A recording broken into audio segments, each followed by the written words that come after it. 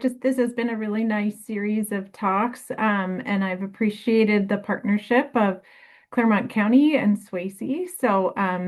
This is our last session where we're going to be talking about the feel-good loop.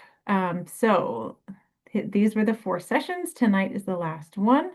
We're going to be talking about what is it about the mix of young children's emotions, our stress as parents, and the design of media that can make it sometimes a difficult combination where we may develop these kinds of habits that lead to overuse of media and kids expecting it every time they get bored or frustrated or we want them to calm down.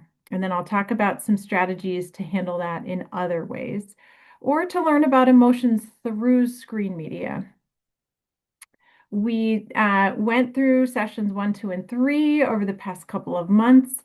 Just a quick recap. These are some of the core things I talk about where the digital world right now wants a lot of our attention because that's how they make more money through ads and data collected. And that's what makes it so hard to parent around screens right now. So do not blame yourself. Do not feel guilty when it's hard to put it away. Just the more we know about why it's designed this way and why it's hard to set boundaries around it can help us be a little bit more proactive about setting those boundaries and really respecting our kids' time, attention, and the time that they deserve to go offline and play outside and read. We talked about how higher screen time and lower quality content are linked with more developmental delays in early childhood. And I talked about some of my research on YouTube and mobile apps that have pretty variable quality. Some are pretty good, some are pretty lousy. Being a very skeptical and savvy consumer of kids' content is really important right now. And then last session, we talked about the non-screen activities that have real benefits that are not only in early childhood, but they extend beyond childhood. Okay, so today we're going to talk about the more emotional relationship with screens that we have, that our kids have, and then we'll put it all together at the end. Okay, like I do in every talk, I want to throw back a little bit to your own childhood. Think of whether you had feel-good media activities as a child. How is that different than what's available today? So in the past couple talks, we compared the playgrounds and books we had as kids, the media we had as kids.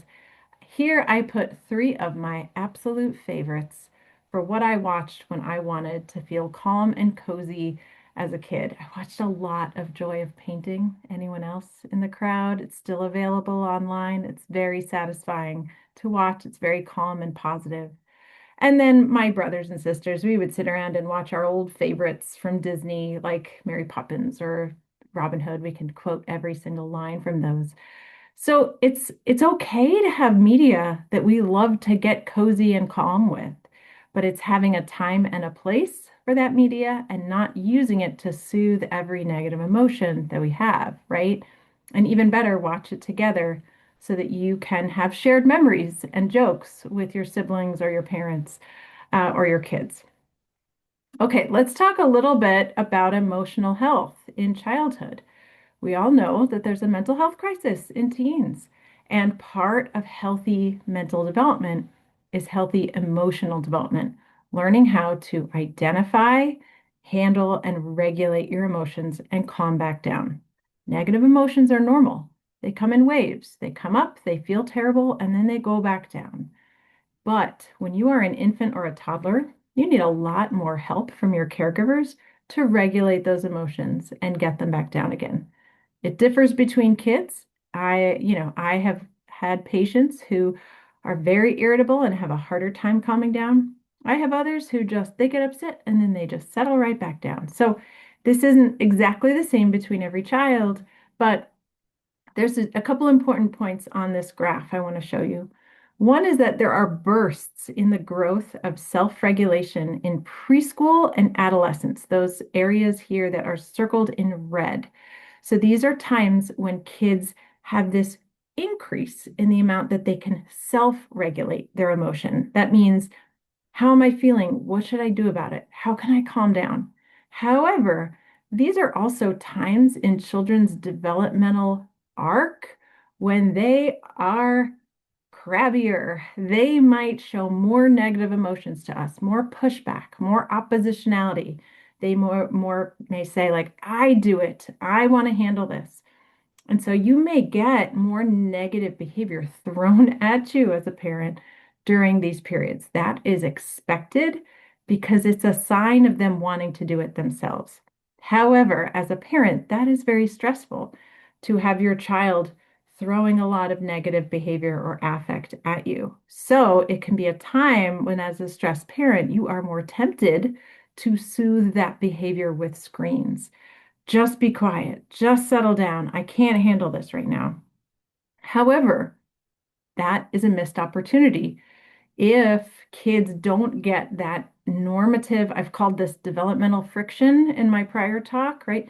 They don't get a little bit of that friction and that challenge to learn how to handle their emotions, they may not develop that full self-regulation. So if you look up here to this full bucket, right? I love that idea of a bucket of, that you kind of, by the time you're a young adult, you have that full bucket of skills so that when I send you off into adulthood, you know how to handle it if something frustrating happens at work or if you have a breakup, right? You know how to deal with those emotions in a healthy way and not use substances or use another unhealthy coping strategy.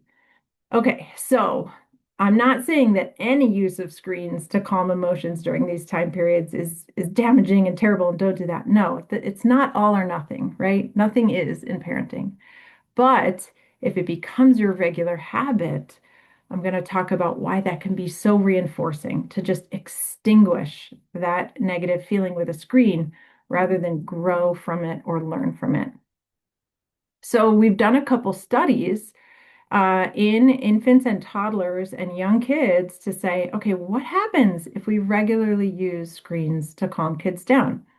Well, we know it's a common practice. If you are raising a fussy toddler or someone who's difficult to calm or just more colicky, more cranky, we have found that those toddlers watch more TV. And that's probably because it's a way that parents keep them calm and quiet.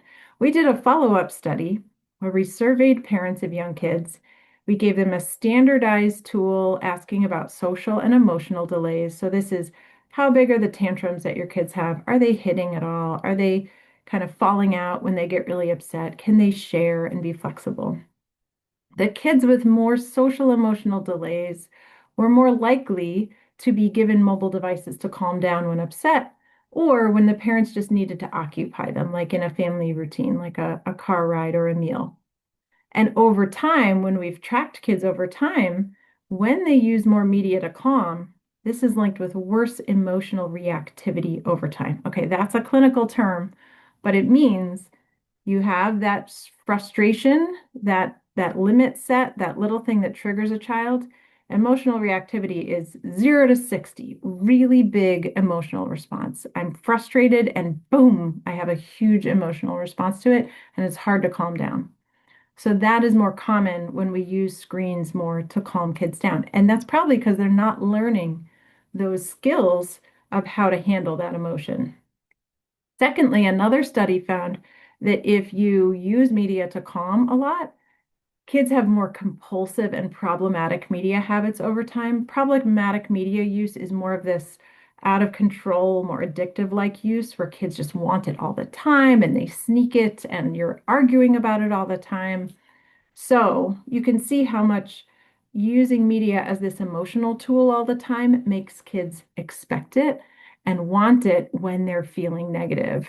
Here's an infographic we created for our Center of Excellence on Social Media and Youth Mental Health. This is part of our Early Childhood Toolkit. So it's available at aap.org/early childhood screen time.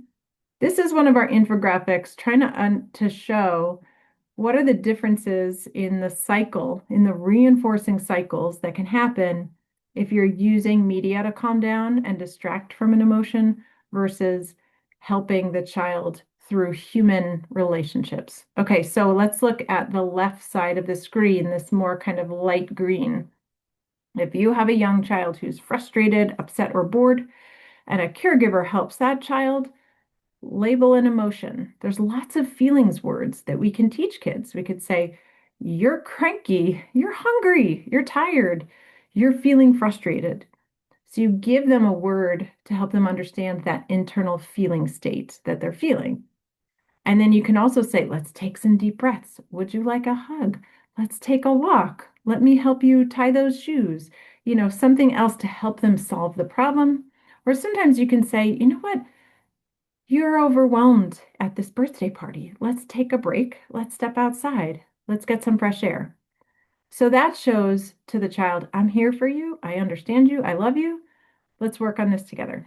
And then the parent also grows from that. We put emotional growth in the child and caregiver because as a parent, when you feel successful in calming your kid down or helping them handle something, you're like, ha, I actually can handle this. It feels so good.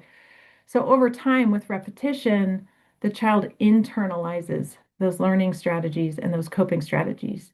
They react to stress more slowly, they recover more quickly, and they learn to manage their feelings. This has been shown through lots of studies where parents kind of sensitively help their child with an emotion. On the other hand, if you use media and you just distract the child, they might calm down. That might work right then in the moment, but they're not learning to handle the emotion or the challenge.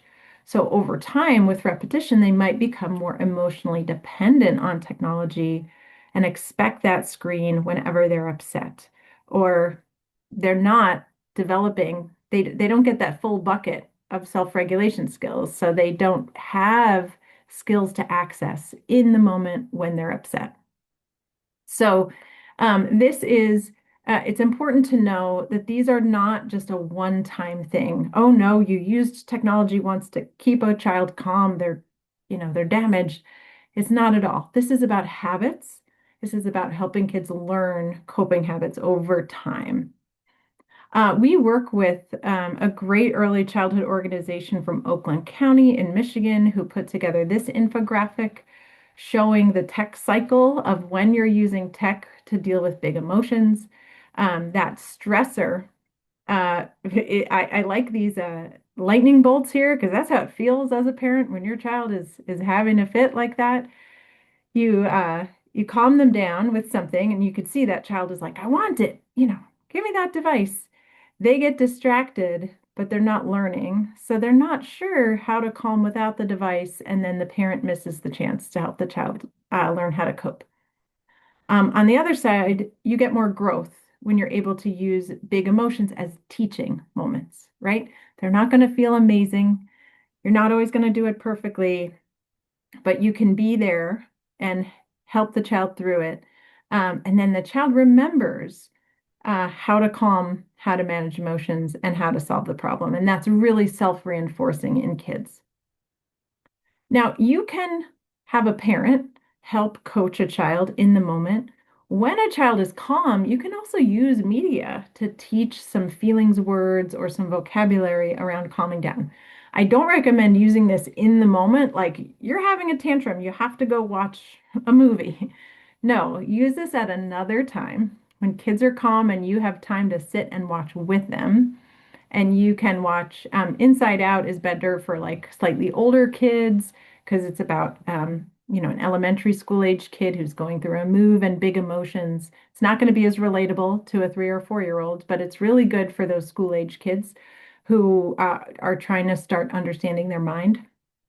But Daniel Tiger, Elmo, anything from Sesame Street and PBS Kids uses a lot of social and emotional concepts that they teach. And really, Daniel Tiger, there's actually been studies that when parents watch along with little kids and then repeat the songs or the concepts, kids have better social and emotional skills over time. So like, great, it's as, as powerful as having a therapist sometimes.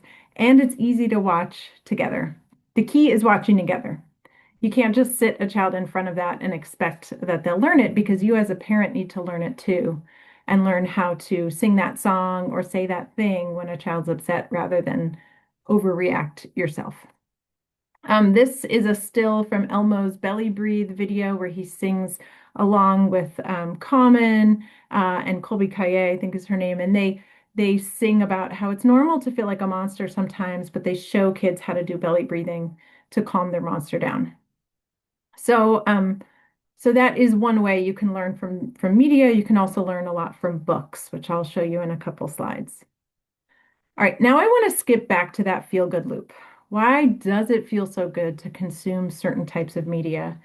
So you've seen these images before from a few talks ago, but in our research on YouTube, we find it has lots of that high pleasure, low friction content. This is toys, this is watching other children play or do satisfying things like eating chocolate. This might be watching someone sort or do something like a DIY, a do-it-yourself video where they might make a cool craft in fast motion and it's very satisfying, or it may have ASMR sounds. That's the autonomous sensory meridian response that kind of gives you tingles or makes you feel relaxed. So this sort of content doesn't exist on TV because it's user-generated content usually. On TV, there's a production company, there's script writers, they're kind of producing a show or a story. This is more user or influencer content that just shows something super satisfying but isn't very educational. So this is one reason why kids may, like I had a patient who had a trauma history and her therapist was worried because she was watching slime videos all the time. And it was kind of her way of just checking out mentally because she was having a lot of trauma symptoms. So understanding that sometimes media content can make you check out a little bit and go on autopilot. There's a lot more short form content on YouTube for kids right now, which is not the way kids learn best. So it's a bit frustrating to see all this content show up in these vertical little kind of like short form zip, zip, zip, zip, zip sort of content.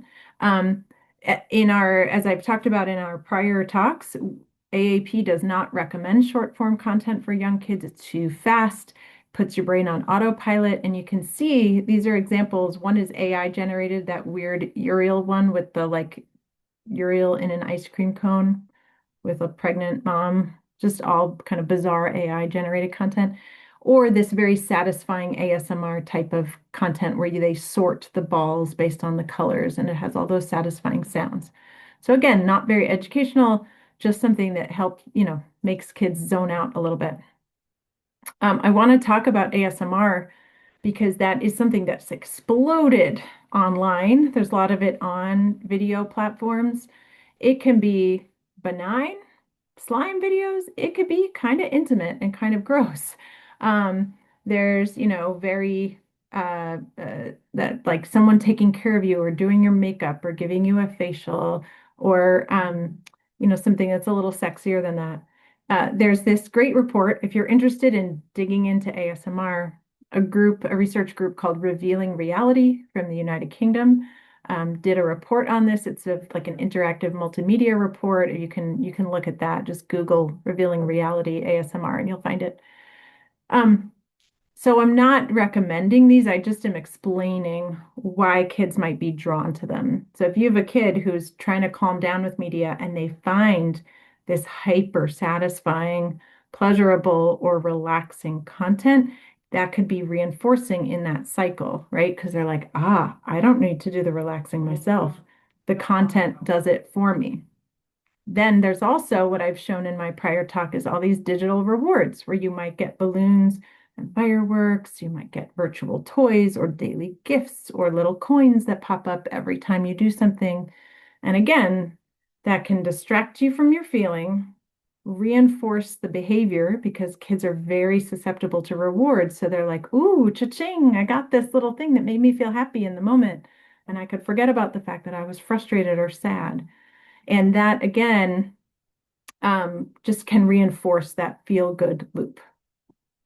Finally, I just want to say, as parents, we're not immune to the feel good loop either, right? You could probably think of some satisfying content that you have found on social media if you use social media. And parents tell us when we've done interviews with parents that they use their phones as a quick virtual escape when they're stressed out with their young kids. They don't want to yell at them, they don't want to freak out. and that they might go check social media or watch some videos to help lighten their mood. However, like I said last time, this can go on longer than they planned because of that feel-good loop where you just kind of get stuck in a loop and you can't disengage. So we recommend that parents, if you are stressed there with your kid's being fussy or frustrating, and you're like, I need a reset, try a few other reset strategies. This could be, I'm going to just walk out of the room. I'm going to stretch, move my body, take some breaths, say some calm things to myself to affirm I'm a good parent. I can handle this. Or if you want to do something in terms of media, you could do a quick text to a friend or someone who's supportive. You could, you know, send a joke or have a quick call with your, your mom or your sister or your friend to be like, I just need some tips on how to handle this. And that supports you as a parent rather than just distracting you. So it's a way to use media to support your mental health. Um, there are many, many good resources on how else to teach kids to manage emotions. I'm not going to go through all them, but here are a few links. Definitely, you can find stuff on 0 to 3. Their website has things like how to help challenging behavior, how to manage your own emotions when you're around your kids. Healthychildren.org, which is the American Academy of Pediatrics website for parents, also has tips on how to shape young children's behavior and key building blocks to mental and emotional development. I really like to use color zones to teach kids about emotions.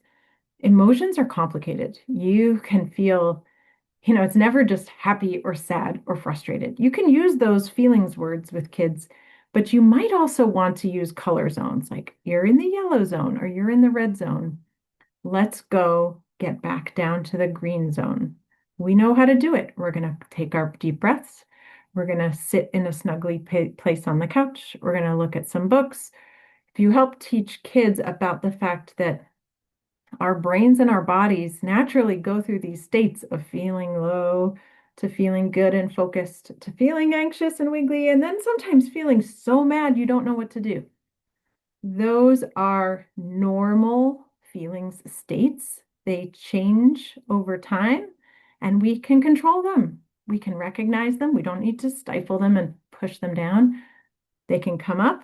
We can feel it. We can decide what to do with it, and then we can calm back down. So I often will coach my parents I work with.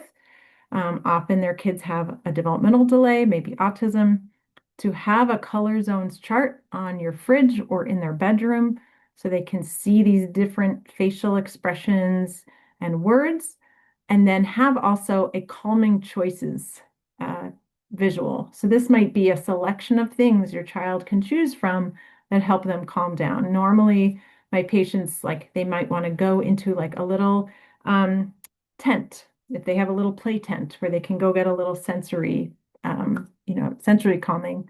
They might want to sit in a beanbag chair or look at a book or shake up a calming jar, which has like sparkles in it that they can watch.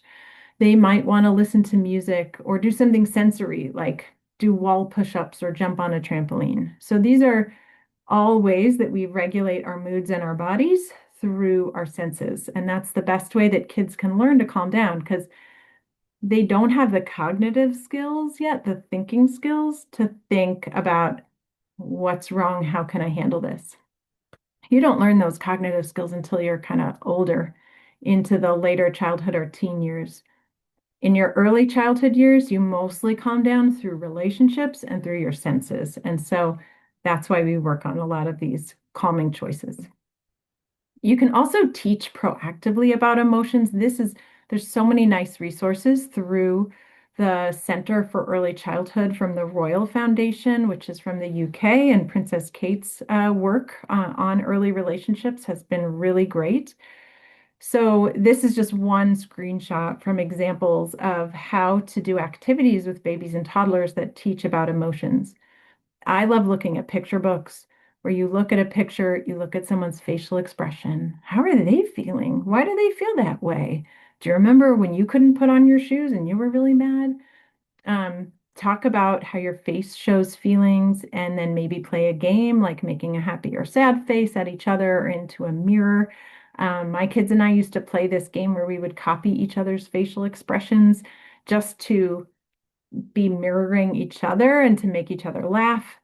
Um, for preschool children, there who are a little bit more grown up, you can play a musical statues game where children strike a pose that shows a particular feeling like anger or sadness or joy.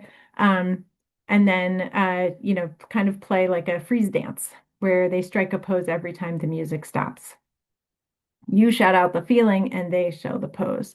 So I really like this too because it's using their body and their dramatic and silly sense to, and everyone is going to show a different pose too. And that's the nice thing is everyone can show how they experience feelings through their body. So I really encourage that you look up different resources like this on how to proactively teach about emotions in kids because think back to that chart of the working on emotion regulation up to that full bucket.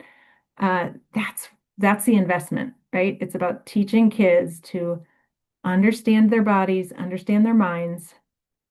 Nothing's going to be perfect all the time, but you learn through those challenges. And then the ultimate goal is all of that work and teaching is worth it because it means you'll have that healthier adult who's able to handle their emotions. Okay, I'm just going to sum up all of our sessions right now, and then happy to take questions. All right, so what we've talked about in these 4 sessions is screens should have a time and a place in families who have young kids. There's a lot of fun and educational things you can do through screens, but it's got to be intentional, high quality, and predictable times of day, ideally. Little kids strive on that sort of structure and routine, and we just don't want it to be this as needed every time someone's fussing, they get handed a screen sort of situation, because then that reinforces that feel good loop when kids want it all the time. Screens are really good at keeping kids calm and occupied. Absolutely. Use them during an occasional stressful moment, an airplane ride, a doctor's office visit, something where, I've used them when my kids are in the emergency room and I needed to keep them calm. So effective, but it just shouldn't be a regular calming tool. Um, Offline activities like reading and play and outdoors have more of that developmental friction than the feel good, high pleasure, low friction loop, right? But that's why we need to make space for the reading and the outdoors and the play and all those sorts of teaching activities so kids can learn and grow.